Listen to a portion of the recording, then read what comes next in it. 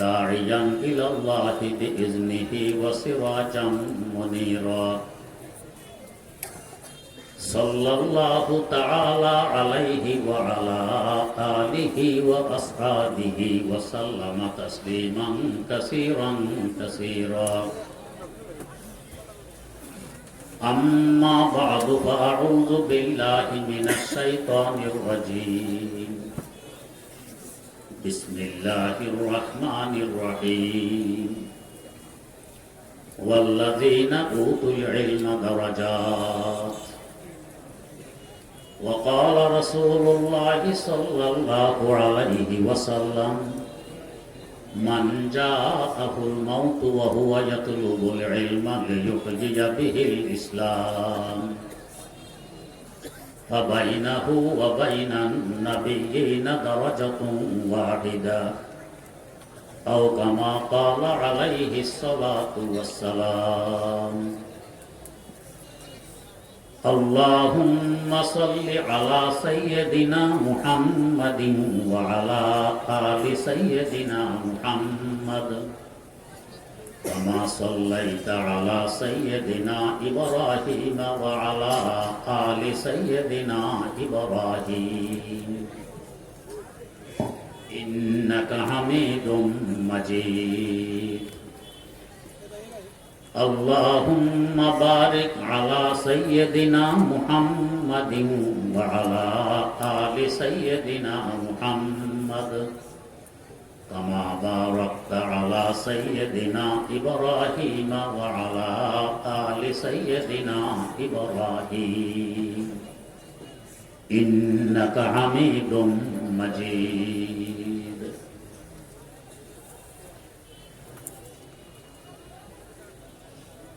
একটি ঐতিহ্যবাহী শিক্ষা প্রতিষ্ঠান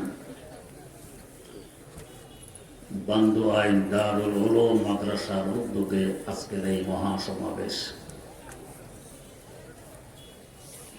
তাই শিক্ষা সম্পর্কীয় একটি আয়াতে কারিমা তেলাওয়াত করা হয়েছে ও একটি হাদিস শরীফ পাঠ করা হয়েছে। তিলাওয়াতকৃত আয়াতে আল্লাহ রাব্বুল আলামিন বলেন, যাদেরকে ইলম দেয়া হয়েছে এদের মর্যাদা অনেক বেশি। কি পরিমাণ বেশি? কোন সীমা রেখা টানা হয়নি। কারণ ইলম আল্লাহ রাব্বুল আলামিনের একটি গুণ। তিনি আলিম, তিনি আল্লাম। তিনি যেমন অসীম, তার গুণও তেমন অসীম। অতএব অসীম গুণে যে গুণান্বিত হবে তার মর্যাদাও হবে অসীম। তাই কোনো সীমারেখা টানা হয়নি। এখানেও কারোর মনে প্রশ্ন জাগতে পারে, আমি সসীম, আমার হায়াত সসীম, আমার জ্ঞান বুদ্ধি সসীম, আমার কালি কলম কাগজ কিতাব সবই সসীম। এত সসীমের ভিতর থেকে অসীম গুণে গুণান্বিত হওয়া কি করে সম্ভব? একটি দৃষ্টান্তের মাধ্যমে প্রশ্নটির উত্তর বুঝে নেওয়ার চেষ্টা করি। দৃষ্টান্তটি হল, ধরুন সাগর থেকে সরাসরি বান্দু আইন পানি আনার লক্ষ্যে একটি খাল খনন করা হল। খালটির দৈর্ঘ্য 100 কিলোমিটার, প্রস্থ 1 কিলোমিটার, গভীরতা আধা কিলোমিটার। খাল বইয়ে সাগরের পানি বান্দু আইন এসে গেছে। এই খালটি সসীম, দৈর্ঘ্য প্রস্থ গভীরতা সবই সসীম। এরপরও বান্দুয়ানের মাথা থেকে পানি যতই তুলতে থাকবেন, এই পানি কি কখনো শেষ হবে? খাল সসীম, দৈর্ঘ্য প্রস্থ সবই সসীম, এরপরও পানি কেন শেষ হবে না? সাগরের সাথে তার যোগাযোগ রয়ে গেছে। খালের এক মাথা বান্দুয়াইন আর এক মাথা সাগরে। তেমনি ভাবে এই এলেম আসবে মহান সত্তা আল্লাহ রাব্বুল আলামিনের পক্ষ থেকে। আমি সসীম হতে পারি, আমার জ্ঞান বুদ্ধি সসীম হতে পারে, হায়াত সসীম হতে পারে, কাগজ কালি কলম সবই সসীম হতে পারে। যেহেতু আরেক মাথায় জুড়ে আছে অসীম সত্তার সাথে, অতএব এখান দিয়ে এলেম যতই বের করবেন এলেম শেষ হওয়ার নয়।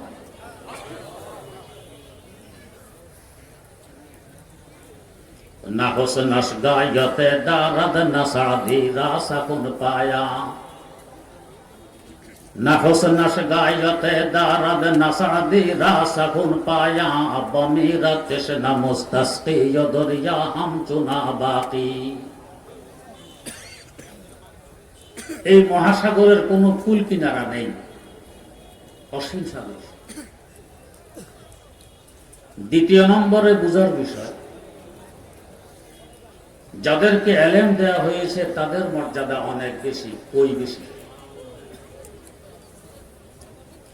ছোট্ট শিশু যখন মক্তবে যায়, বান্দুয়াইন নুরানি মাদ্রাসায় আসে, ওস্তাদ তাকে বলেন পড়ো আলিফ। ওস্তাদের জবান থেকে আলিফ শব্দটি প্রথমে ছোট্ট শিশুর কানে পড়ে, তার মানে কান সর্বপ্রথম আলেম হয়। ওস্তাদের এলেম প্রথমে কানে আসে, কান হয় আলেম। আল্লাহ পাক চাইলে কান আমাদের হাঁটুতেও দিতে পারতেন, ওখান দিয়ে শুনতেন। সেখানে না দিয়ে মাথার দুই পাশে কেন দিয়ে? দেহের নিম্নাংশে কান ফিট করলে আলেমের ইজ্জত রক্ষা হবে না, তাই ঊর্ধ্বাংশে কান ফিট করে আলেমের ইজ্জত রক্ষা করলেন। কানের ভিতরে একটি পাতলা পর্দা আছে, ওটা দিয়ে আমরা শুনি। আল্লাহ পাক চাইলে এই পর্দাটি কানের দুয়ারও ফিট করতে পারতেন, সেখানে না করে এত ভিতরে করলেন যেখানে আমাদের আঙ্গুলের মাথাও পৌঁছে না। এর রহস্য কি? কানের দুয়ারে ফিট করলে খোঁচাখাচি লাগতে পারে, আলেমের কষ্ট হতে পারে। আল্লাহ পাক ভিতরে ফিট করলেন, আলেমের নিরাপত্তার ব্যবস্থা করে দিলেন। আমরা যখন ঘুমাই, রাতের বেলায় বাতিও থাকে বন্ধ, ঘুমন্ত ব্যক্তি থাকে অচেতন। এই সুযোগে বিভিন্ন পোকামাকড়, পিপিলিকা ইত্যাদি কানের ভিতরে ঢুকে বাসা বাড়িও বানাইতে পারে। কিন্তু আজ পর্যন্ত কেউ শুনেছেন না, কোনো পত্র পত্রিকায় দেখেছেন যে অমক ঘুমন্ত ব্যক্তির কানের ভিতরে পিপিলিকা বাসা বানিয়ে ফেলেছে? শোনেন। কেন শুনলেন? সুযোগ তো আছে। আমার আল্লাহ কানের দুয়ারে ফেরেশতা বাসায় রেখে দিয়েছেন, যে ভিতরে একজন আলেম আছে, এই ধরনের পোকামাকড় ভিতরে ঢুকতে দেয়া যাবে না, তুমি পাহারাদারি করবে। এই ধরনের ফেরেশতাদেরকে শরীয়তের পরিভাষায় বলা হয় হাফাজা। আমরা যখন নামাজের সালাম ফিরাই ডানে এবং বাঁয়ে,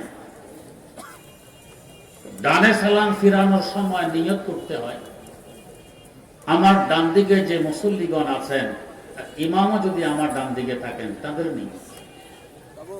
এর পাশাপাশি হেদায়াতেও লেখা আছে ওয়ায়ানবিল হাফাজা, দেহরক্ষী ফেরেশতাদেরও নিয়ত করতে হবে,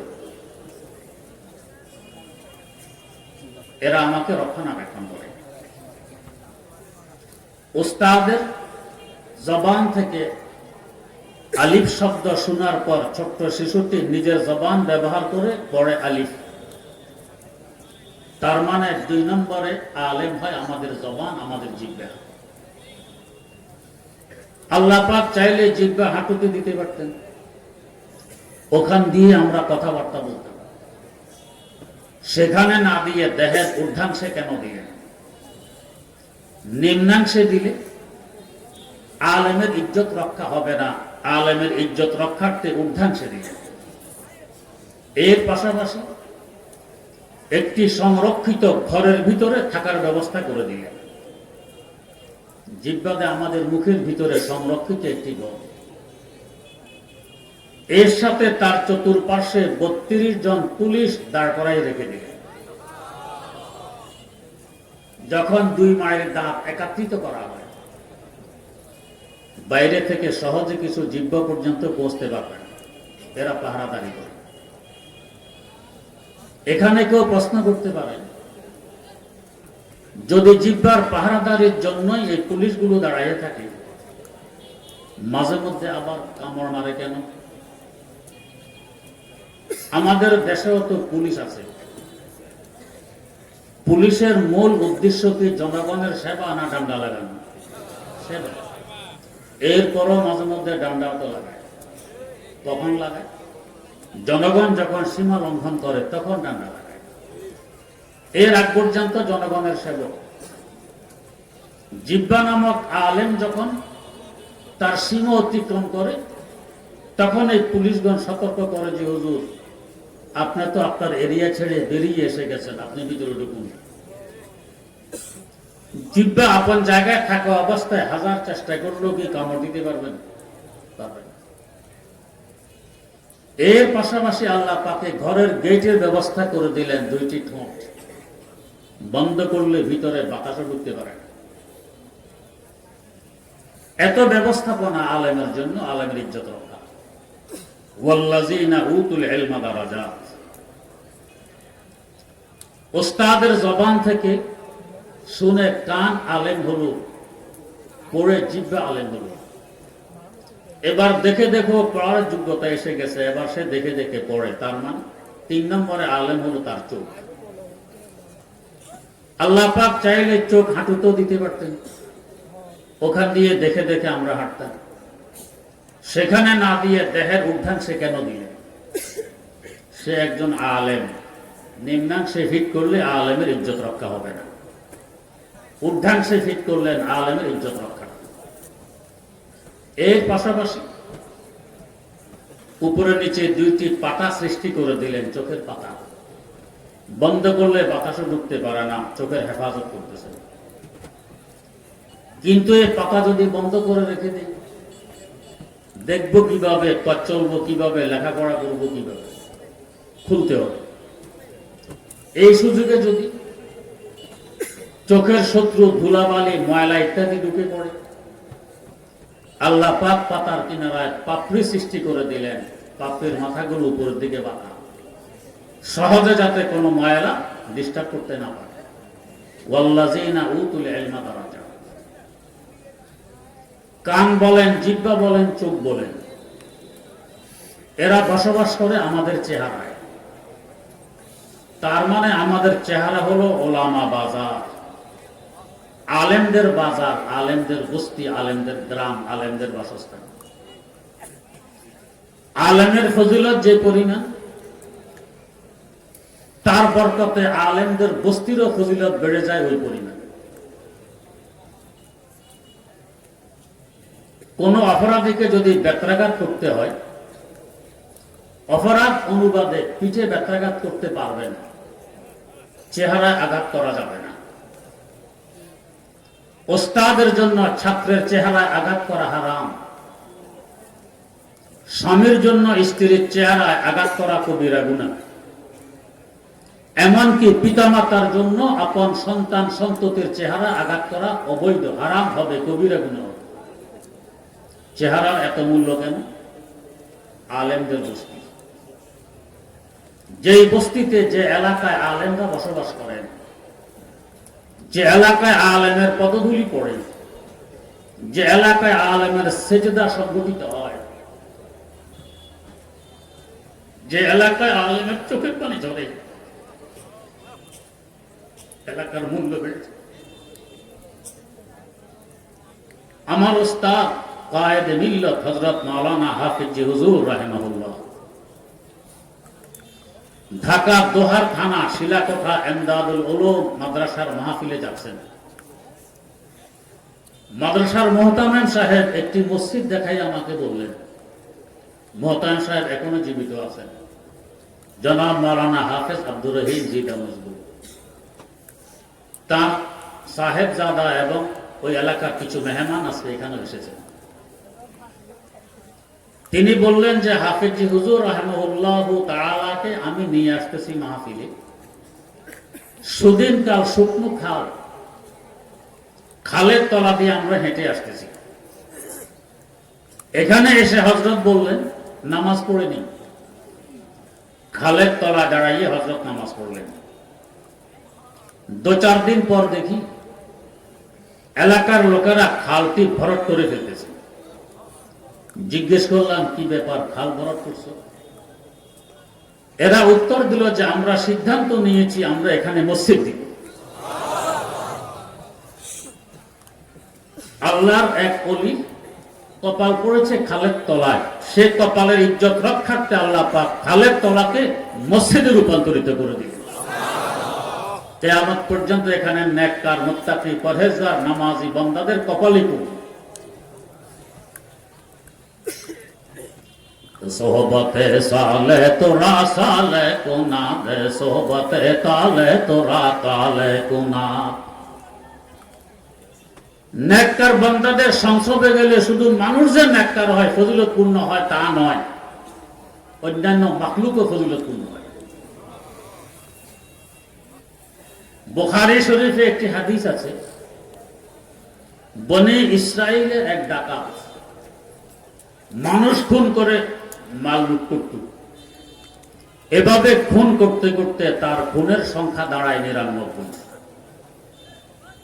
এখন তার অন্তরে ভয় ঢুকে, আমি 99 ব্যক্তির খুনি, আমার অবস্থা কি হবে? তওবার নিয়তে একজন আলেমের শরণাপন্ন হয়। বনি ইসরাইলের ডাকাত, ওই যুগের আলেম, ইহুদি। গিয়ে বলছে হুজুর আমি 99 ব্যক্তির খুনি, মাপ পেতে চাই, আমার জন্য কি মাপ পাওয়ার কোনো ব্যবস্থা আছে? আলেম ছিলেন ছোট্ট, কাঁচা, নিরাশ করে ফেললেন। আরে বাপ রে বাপ, 99 ব্যক্তির খুনি তুমি, তোমার আবার কিসের মাপ? বেচারা নিরাশ হয়ে দেখল আমার যখন মাপ হবে না, তওবাই কবুল হবে না, এই মৌলভী সাহেবকে রেখে আর কি লাভ? তলোয়ার দিয়ে তাকেও দিল। কিছুদিন পর আবার ভয় ঢোকে, আমি 100 লোকের খুনি, আমার ভবিষ্যৎ কি হবে? আরেকজন আলেমের শরণাপন্ন হয়। ওই আলেম ছিলেন বড় বিজ্ঞ আলেম। ডাকাত যে দরবারে ক্ষমা চাইতে এসেছে, ওই দরবারের হাবভাব সম্পর্কে অবগত। তিনি আশ্বস্ত করলেন যে হ্যাঁ, এই দরবারের ডাক হলো লা তাকনাতু মির রাহমাতিল্লাহ, আল্লাহর রহমত থেকে কেউ নিরাশ হবে না। এই দরবারের ডাক হলো বাজ আ হর আঁচে হাসতি বাজ আ, বাজ আ হর আঁচে হাসতি বাজ আ, গরবাতে লোগ ইবরো পুরুস্তি বাজ আ। ও আমার ভাগুড়ে গোলাম, যত দূরেই ভেগে যাও না কেন ফিরে আসো, আমি এখনো তোমার অপেক্ষায় আছি। এই দরগাহে মা দরগাহে না উম্মেদ নিস, সদবার আগার তওবা শিকস্তি বাজা। ও ভাগুড়ে গোলাম, আমার এই দরবার নৈরাশ্যতার দরবার নয়। শত সহস্রবার যদি তওবা ভঙ্গ করো, তারপরও ফিরে আসো, আমি তোমার অপেক্ষায় আছি, ক্ষমা করতে প্রস্তুত। তার রহমতের সাগরত্ব কোনো কুল কিনারা নেই। সৈয়দ আব্দুল কাদের জিলানী রহমতুল্লাহ আলাইহি দোয়া করতেছেন, যুনুবে কামাউজিল বাহরে বাল হিয়া আকসারুহু, যুনুবে কামাউজিল বাহরে বাল হিয়া আকসারুহু, কুল্লুহা কাল জিবালে বাল হিয়া আকবারুহু। আল্লাহ, তোমার সৃষ্টি জগতের দিকে তাকাইলে আমার থেকে বড় গুনাহগার কাউকে নজরে আসে না। আল্লাহ কে বলতেছেন? যাকে জগৎবাসীর বড় পীর বলে আখ্যায়িত করে। আর আমরা কি মনে করি? আমি তো দুধের দোয়া মানুষ, অমুকখানে যে গজব অবতীর্ণ হয়েছে অমুকের অপরাধের কারণে হয়েছে, আমার কোনো অপরাধ নেই। এমন ব্যক্তিকেও আমি দেখেছি নামাজ পড়ে না, বলতেছে নামাজ না পড়লে না পড়ি, আমার কোনো গুনাহ নেই। চিন্তা করি, নামাজ পড়ে না, এরপরও কোনো গুনাহ নেই। আর হযরত জিলানী বলতেছেন আমার মতো এত বড় গুনাহগার তো কাউকে নজরে আসে না, দেখা যায়। আগে বলছেন আল্লাহ আমার গুনাহগুলো সংখ্যার দিক দিয়ে এই পরিমাণ যেন সাগরের তরঙ্গ, বরং সাগরের ঢেউ আর তরঙ্গ থেকে আমার গুনাহ আরো বেশি। আকারের দিক দিয়ে আমার গুনাহগুলো এত বড় যেন হিমালয় পর্বত। এরপরে বলতেছেন ওয়ালাকিন ইনদাল কারীম ইযা আফা, ওয়ালাকিন ইনদাল কারীম ইযা আফা কাজানাহিল বাউজাতে বাল হিয়া আসগারুহু। তবে আল্লাহ আমি তো এমন এক দরবারে ধর্ণা দিয়েছি যে দরবারের রহমতের সাগর, দয়ার সাগর এত বড়, এখানে আমার সাগরের তরঙ্গ তুল্য পাহাড়ের মতো অসংখ্য বড় বড় গুনাহগুলো ছেড়ে দিলে মশা মাছির পাখার মতো তো মনে হবে না। তাই আমি আশাবাদী, আমি নিরাশ নই। আলেম আশ্বস্ত করলেন তোমার তওবা কবুল হবে, তবে তোমাকে একটি শর্ত পূরণ করতে হবে। কি শর্ত? তো ওই যে একটি বস্তি দেখা যায়, গ্রাম দেখা যায়, এটা আলেম ওলামাদের গ্রাম, আল্লাহ ওয়ালাদের বস্তি। সেখানে গিয়ে তোমাকে তওবা করলে তওবা কবুল হবে। ডাকাত রওনা করেছে ওই বস্তির দিকে। কিছু দূর যাওয়ার পর তার হায়াত ফুরিয়ে যায়, হাঁটার শক্তি হারিয়ে ফেলে, সে পড়ে যায় মাটিতে। হামাগুড়ি দিয়েও অগ্রসর হওয়ার চেষ্টা করে। হামাগুড়ির শক্তি যখন শেষ হয়ে যায়, সে তার সিনাটা ওই গ্রামের দিকে ফিরিয়ে রেখে দেয়। এই অবস্থায় তার রূপ দেহ ত্যাগ করে। এখন দুই দল ফেরেশতার মধ্যে কাড়াকাড়ি আরম্ভ। রহমতের ফেরেশতা, আযাবের ফেরেশতা।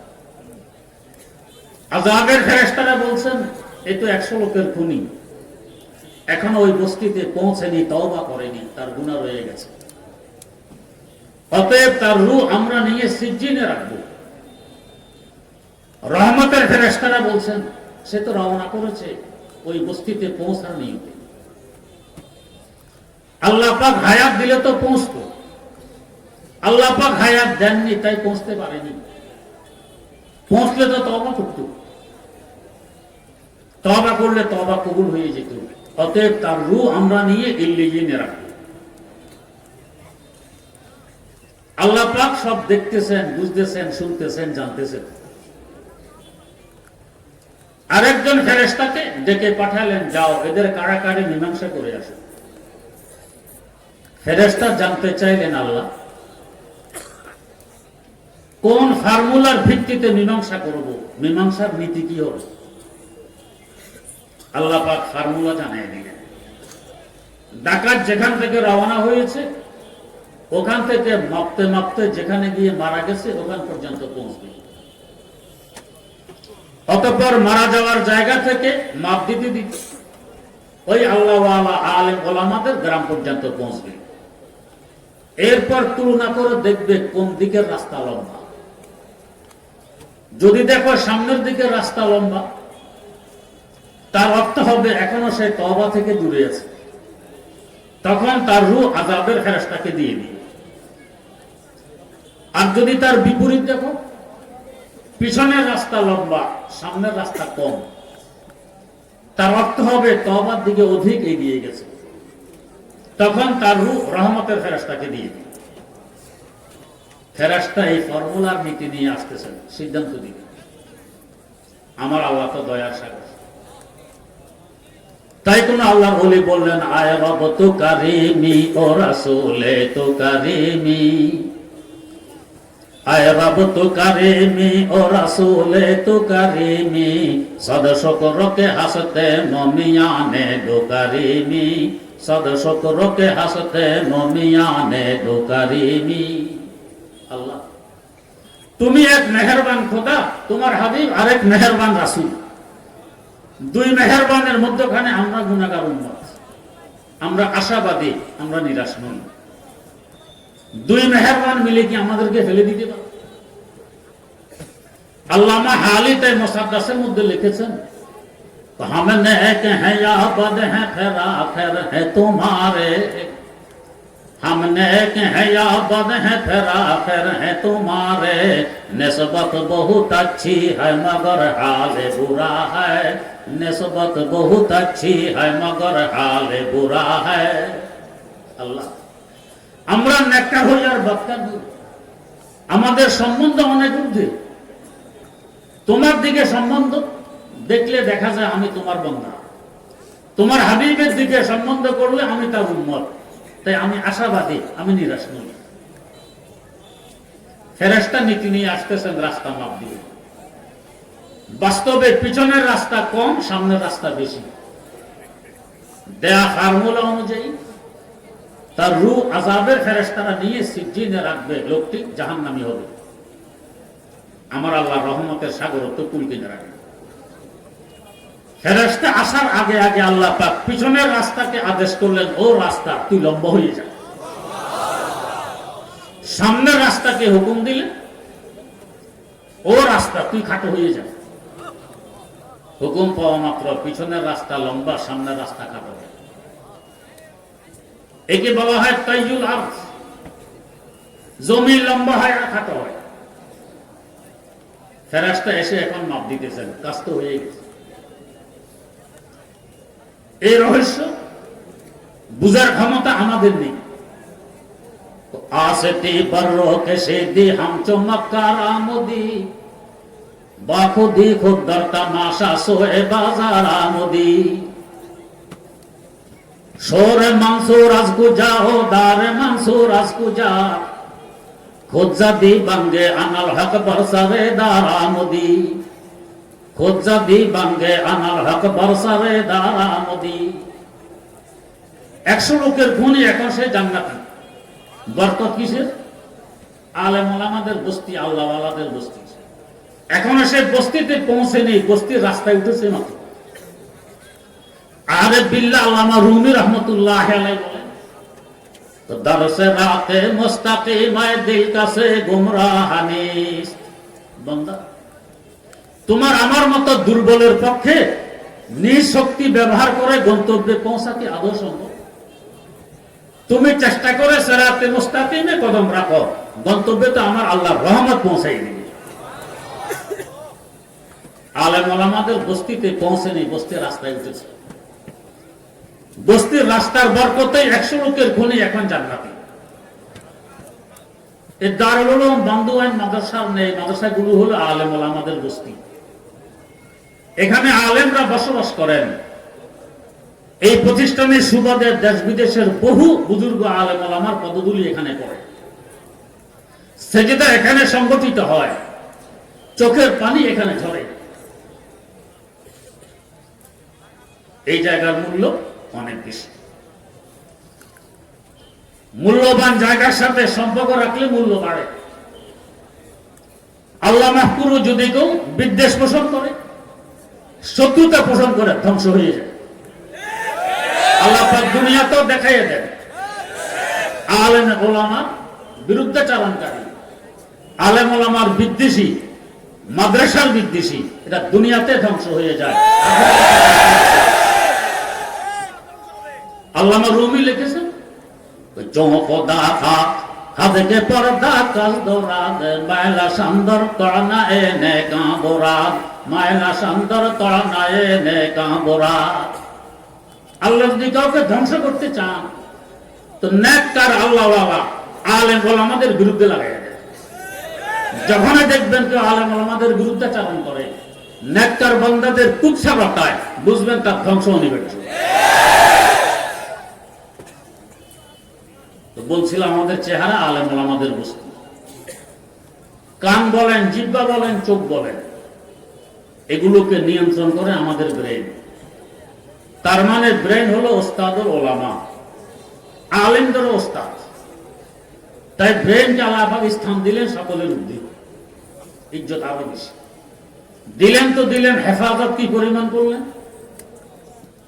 আমাদের মগজের উপরে পাতলা একটি আবরণ থাকে, তার উপরে হাড়ের ওয়াল, এর উপরে চামড়ার বেড়া, এর উপরে চুলের চাল। এত হেফাজত, চুলের উপরে বরফের টুকরা রাখলেও সাথে সাথে ঠান্ডা অনুভব হবে না। কোন শত্রু ব্রেন পর্যন্ত ডুববে, কোন দুয়ার জানালা নেই। এত সংরক্ষিত এলাকায় আল্লাহ পাক থাকতে দিলেন কেন? সে উস্তাদুল উলামা, আলেমদের উস্তাদ। আবার এই ব্রেনকে পরিচালনা করে আমাদের হাত, আমাদের কলব। কলবকে স্থান দিলেন সিনার ভিতরে। সিনাকে আরবিতে বলে সদর। সদর মানে প্রেসিডেন্ট। প্রেসিডেন্ট থাকেন রাজধানীতে, রাজধানী হয় দেশের মধ্যখানে। দেশের কিনারায় বর্ডারে রাজধানী হলে যে কোনো সময় শত্রু আক্রমণ করে রাজধানী দখল করতে পারলেই তো দেশ দখল হয়ে যায়। তাই রাজধানী থাকে দেশের মধ্যখানে। পায়ের গোড়া দিয়ে কেটে ফেলে দিল, চিকিৎসা করলে আপনি বাঁচবেন, মরবেন না। কিন্তু এর উপর অঙ্গগুলো, পেট কেটে ফেলে দিলে বাঁচবেন না, সিনা কেটে ফেলে দিলে বাঁচবেন না, মাথা কেটে ফেলে দিলে বাঁচবেন না। এটা মূল দেহ। এই মূল দেহের মধ্যখানে হলো সিনা। এর ভিতরে আল্লাহ পাক কলবকে থাকার ব্যবস্থা করলেন। কেন? সে উস্তাদুল আসাতেজা, উস্তাদেরও উস্তাদ। গরু ছাগল জবাই করলে দেখবেন কত পর্দার ভিতরে সংরক্ষিত এলাকায় সিনা, কলব বসবাস করে, হাত বসবাস করে। এখানে কারো সন্দেহ থাকবে? আমরা দেখি জ্ঞান বুদ্ধির মূল হইল ব্রেন, আপনি বলেন কলব। আমি বলি না, আমার আল্লাহ বলেন। আল্লাহ বলেন লাহুম কুলুবুন লা ইয়াফকাহুনা বিহা। এদের কলব আছে, হাত আছে, কলব দিয়ে এরা বোঝে না, বোঝার চেষ্টা করে না। বুঝা গেল বুঝার মূল অঙ্গ হইল কলব। প্রশ্ন জাগবে, মনে হয় কথাটি অবাস্তব। আমরা দেখি মূল হলো ব্রেন, আল্লাহ বলেন কলব, আল্লাহ বলেন হাত, মনে হয় অবাস্তব। ইসলাম বাস্তব সম্মত একটি দিন, অবাস্তব কোন কথা এই দিনে পাওয়া যাবে না। এই কথাটি মনে হয় অবাস্তব। একটি ছোট্ট ঘটনার মাধ্যমে প্রশ্নটির উত্তর বোঝার চেষ্টা করি। আমাদের বাংলাদেশে বর্তমানে হাদিস বিষয়ে যাকে সবচেয়ে বড় আলেম মনে করা হয়, বাস্তবেও তিনি এই বিষয়ে সবচেয়ে বড় আলেম। আলহামদুলিল্লাহ, তিনার বাড়ি আমাদের দেশে, বেশি দূরে নয়, সরসপুর। তিনি হলেন জনাব মাওলানা আব্দুল মালেক সাহেব। আমরা একই মাদ্রাসায় লেখাপড়া করেছি। তিনি আমাকে তার একটি ঘটনা শুনিয়েছেন। ঘটনাটি হল, তিনি যখন ছোট, তার আব্বা তাকে নিয়ে উজানির হযরতের ওয়াজ মাহফিলে যান। মাহফিলের পিছনে জায়গা পেয়ে সেখানে বসে পড়েন। স্টেজ দেখা যায় না, হরন বাঁধা হয় বাঁশ গেড়ে, বাঁশের আগায়। একটু পর উনি ওনার আব্বাকে জিজ্ঞেস করতেছেন, আব্বা, হুজুরকে বাঁশের আগা থেকে নামাবে কিভাবে? আব্বা চুপচাপ, বাচ্চা কি নাকি বল। কিছুক্ষণ পর আবার এই প্রশ্ন, আব্বা, হুজুরকে বাঁশের আগা থেকে নামাবে কিভাবে? একটু পরে আবারও এই প্রশ্ন। এবার আব্বা জিজ্ঞেস করলেন, কেন বাঁশের আগা থেকে নামাইতে? তিনি বলেন, হুজুর যে বাঁশের আগায় বসে বসে ওয়াজ করতেছেন, কিভাবে নামাবে? আসলে হুজুর বাঁশের আগায়, হুজুর তো স্টেজে মাইক্রোফোনে কথা বলতে। তো উনি কেন বুঝতেছেন বাঁশের আগায়? ছোট্ট মানুষ, আওয়াজ ওখান দিয়ে বেরিয়ে আসতেছে, যেহেতু হরন ওইখানে বাঁধা। আর যার বুঝবুদ্ধি আছে সে বোঝে না, হুজুর বাঁশের আগায় নয়, হুজুর স্টেজ। এবারে আসুন, যাদের বিদ্যা বুদ্ধি অগভীর, বাসা বাসা, এরা মনে করে জ্ঞান বুদ্ধির মূল কেন্দ্র হলো ব্রেন।